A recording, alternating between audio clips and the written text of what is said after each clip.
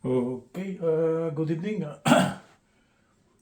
This is Professor David J. De Los Reyes. It's February 16, 2023. Okay, the time is around 10:38. Okay, I got a new topic for tonight. My new topic for tonight will be on the subject matter advanced mathematics. It's lesson number 11. Okay, let's proceed. Lesson number 11 on advanced mathematics. Okay. Lesson number 11 is advanced mathematics lesson number 11. It will be on the topic application of advanced mathematics. And this is now on a circuit, a combination of a resistance and capacitance. Resistance and capacitance. The connection is series energized by a direct current circuit. It is direct current. The voltage source is actually a battery.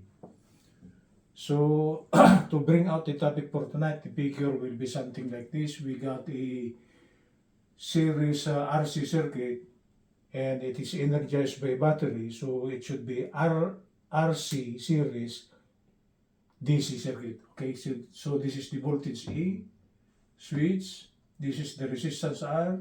This is the capacitance. Upon closing the switch, the circulating current is designated by I.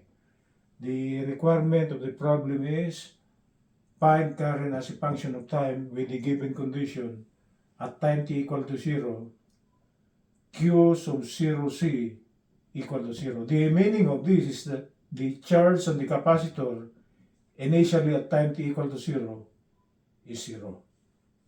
So the problem is asking for current as a function of time with the given circuit. Okay, I will check my camera.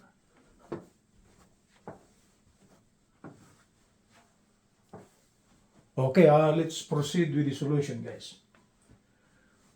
The start of the solution will be something like this. We will take the sigma notation, capital letter B equal to 0. The meaning of this, the summation of voltages around a closed loop is equal to 0. Okay? That is under the DC circuit. Okay, let's proceed. Plus A minus B sub R minus B sub C, and this should be equal to 0. This plus E here is a voltage source. B sub R is a voltage drop, so this is minus. B sub C, the voltage across the capacitance, is also a voltage drop, so this is minus B sub C, and this should be equal to 0. We call this equation number 1. Okay? Since the requirement of the problem is that current should be in terms of as a function of time, for the meantime, this is B sub R and this is B sub C.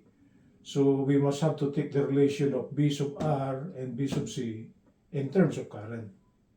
And to start the formulation of the equation, okay, I place it here, note, Q sub C is actually C times B sub C.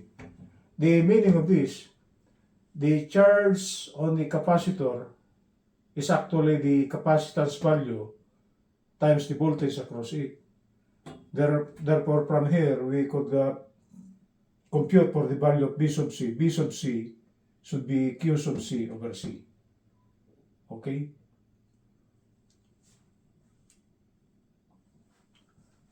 Computing for B sub C now, B sub C will be equal to, okay, 1 over C times Q sub C coming from this. But what is current? Under physics, current is actually dQ over dt. The rate of change of charge with respect to time is current. Okay? So from this equation here, I will try to cross multiply dQ now,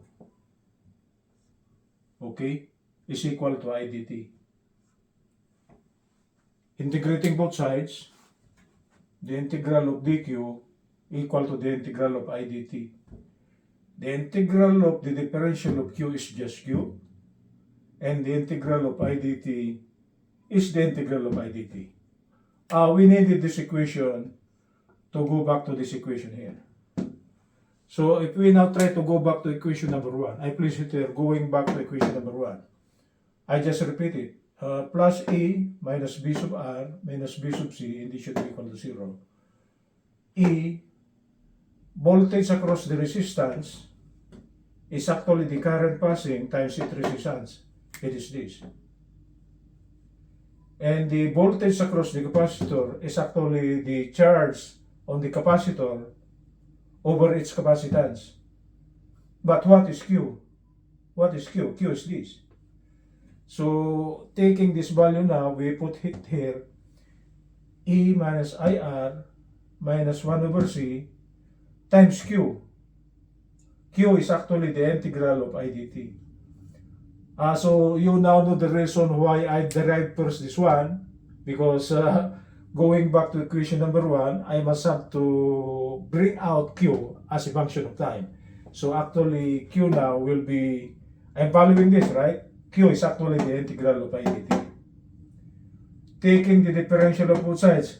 And here we are now given, this is not, it's a combination of integral sign and differential sign. So it is still a differential equation. So to eliminate this integral signs here, take the differential of all the terms. Okay? Take the differential of all the terms. Okay? The E is constant, right? So if we try to take the differential will be 0.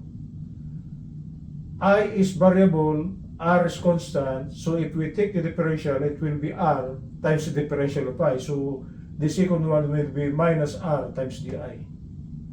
Okay? The next one will be negative 1 over C. We will take the differential of this one. I place it here. Right? So minus RDI now, minus the differential of the integral of I dt.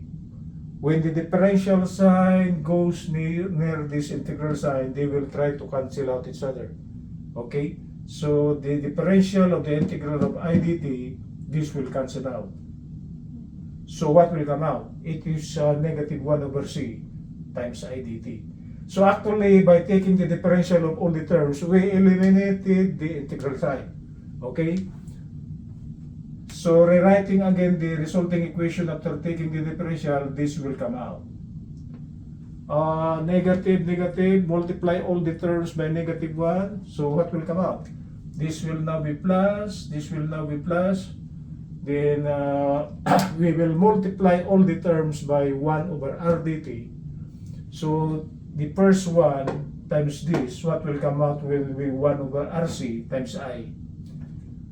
Because this dd here cancel with this.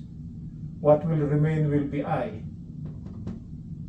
And the product of R times C is actually RC, or 1 over RC times I. The second part will be, what will come out? These R here cancel with this. So what remains on the second part will just be simply di over dt. Right hand side, 0 times 1 over R dt will still be 0. Rearranging, di over dt plus 1 over RC times I, and this is equal to 0. This is actually a first order homogeneous differential equation. Okay? First order, it's only di dt. Homogeneous, why homogeneous? The right hand side is 0. So it's not non-homogeneous for the main side. We are lucky, it is homogeneous differential equation. So to bring out current as a function of time, okay, we try to solve this differential equation here. And the solution of this is actually the previous discussions is the solution of the so-called complementary solution plus particular solution. Okay, I will check again my camera. Okay? So to solve for current as a function of time, we will take the solution of this. We will start with the complementary solution. The complementary solution is I complementary should be equal to k e raised to mt. For the meantime, try to compare I with y originally, but for the meantime, that y is actually I, okay? And t here is actually x originally, okay? I'm just relating, okay? I complementary solution should be I sub c will be equal to k e raised to mt, taking the first derivative. The first derivative of the complementary current with respect to time should be constant times exponential function, so it should be k times e raised to mt times the derivative of differential of the exponent, which is n. So what comes out for the first derivative is just kn e raised to mt. Right? The product of a constant times exponential function, the derivative will be a kn e raised to mt. Substituting. We'll go back here. We'll put the value of the first derivative. This is the value of the first derivative. Okay? I'm following this. Plus 1 over RC times the complementary solution, which is k e raised to mt. And simplifying this one, multiply all the terms by k e raised to mt. Right? So the first one, this k here cancel with this. E raised to mt cancel with this. What remains will be just be simply n. Second part, this k here cancel with this. E raised to mc cancel with this. What remains will be simply 1 over rc. And for the right hand side, 0 times 1 over k e raised to mt will still be 0. And we are now given the characteristic equation and how to compute for the solution. This is termed to as the characteristic equation. And we are lucky because the characteristic equation is just linear. And solving for m now, after the transposition, m now will be negative 1 over rc. So the complementary solution now will go back here. We'll just follow this. It is k1, why k1? You can make this as m1. So m1, this should be k1, okay? So since it's only 1, I remove the subscript. Actually, you could remove the subscript over here. So I complementary will be equal to k e raised to minus t over rc. And this is now the complementary solution. Okay? Okay, let's try to compute for the particular solution. Actually, there is no solution for the particular because the right-hand side is 0. I place it here. Since the right side is equal to 0, the particular solution should be 0. Okay? You are not seeing anything on the right-hand side. So there should be no particular solution.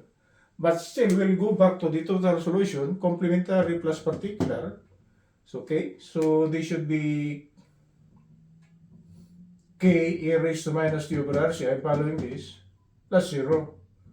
Or the total current solution now as a function of time, since this is 0, the total solution for current will just be simply k e raised to minus t over rc.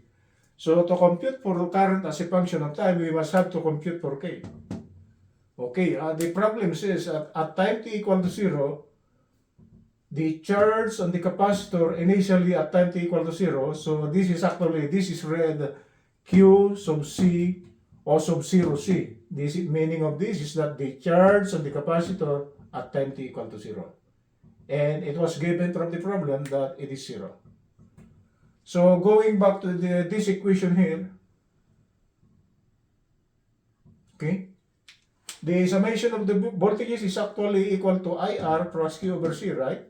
So E now should be equal to I times R. At time t equal to 0, Q is 0, so this is 0 over C. 0 over C is just 0, or this will disappear now.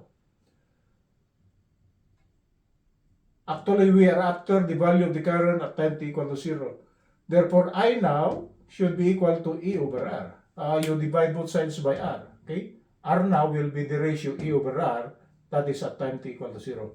So the meaning of this, at time t equal to 0, I sub 0 is actually the value E over R. So the total relation of current as a function of time, we now know the value of what do you call this, I. Okay, what will come out? O minus r I 0 I. Okay, I now will be equal to E over R times E raised to minus T over RC. Okay, that's the equation of current as a function of time.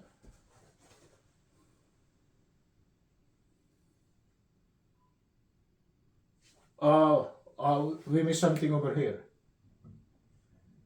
Since I sub 0 is actually E over R, we'll try to compute for the value of K per se. I is actually E over R as per our computation, okay?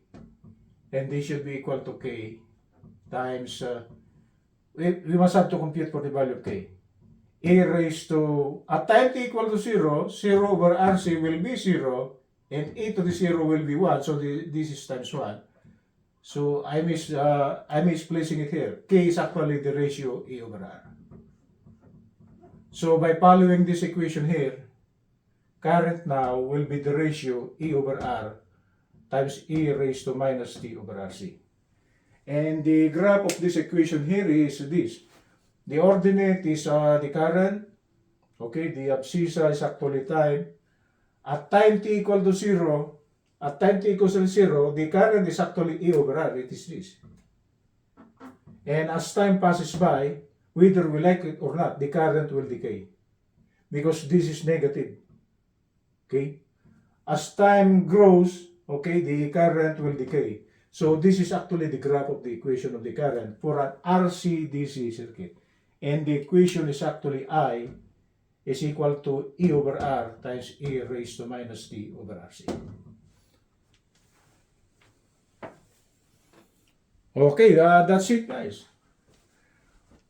This graph here, if we try to make an experiment using an oscilloscope, okay, we could see this graph here. Okay, we could verify the validity of the correctness of the figure of our equation I as a function of time. At time t equal to 0, the current is maximum. Then as time passes by, because this is negative, the current will decay. Okay, that's it, guys. That's the application of the so-called, it's still non-homogeneous. Luckily, it's just that the particular solution is actually 0. We still could consider this one as non-homogeneous, and it's a special case in which the particular solution is actually 0. Okay? So, for those, what do you call this, students or friend of ours who are studying advanced mathematics, okay? If you like my video, please click like, and if you want to subscribe to it, my channel is actually at youtube.com/@ProfDavidJ.De And if you want to share it, please click share. Good evening, Los Angeles.